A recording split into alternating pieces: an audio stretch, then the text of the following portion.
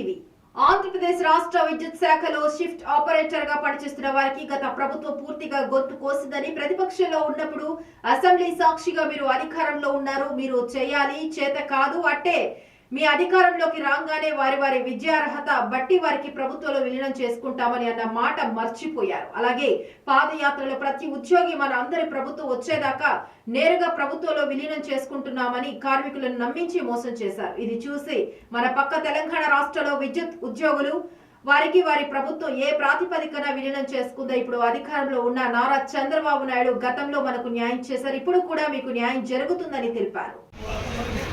ఆంధ్రప్రదేశ్లో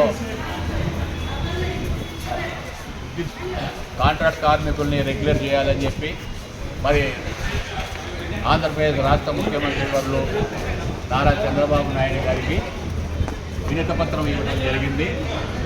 ముఖ్యంగా తెలంగాణలో ఏదైతే మరి ఆర్టిజన్గా విలీనం చేశారో అదే మాదిరిగా ఆంధ్రంలో కూడా విలీనం చేయాలని చెప్పి మేము కోరటమైంది.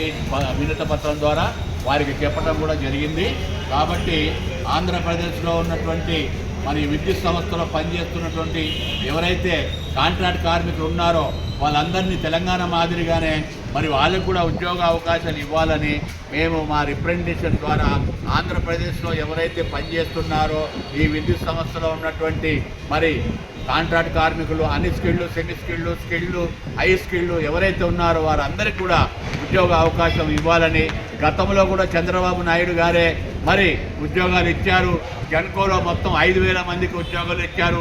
కడప, నెల్లూరు, సీలేరు, అట్లాగే కేటీపీఎస్, అలాగే ప్రతి చోట కూడా చంద్రబాబు నాయుడు గారే ఉద్యోగాలు ఇచ్చారు కనుక వారికి మరి ప్రభుత్వం వచ్చింది కనుక ఖచ్చితంగా రాష్ట్రంలో ఉన్నటువంటి ఏదైతే ఆంధ్రప్రదేశ్లో ఉన్నటువంటి విద్యుత్ సంస్థలో పనిచేస్తున్న కాంట్రాక్ట్ కార్మికులందరినీ కూడా రెగ్యులర్ చేసి వాళ్ళ ఉద్యోగ అవకాశాలు ఇవ్వాలని చెప్పి కోరడం ఏంది వినతి పత్రం ద్వారా. Thank you.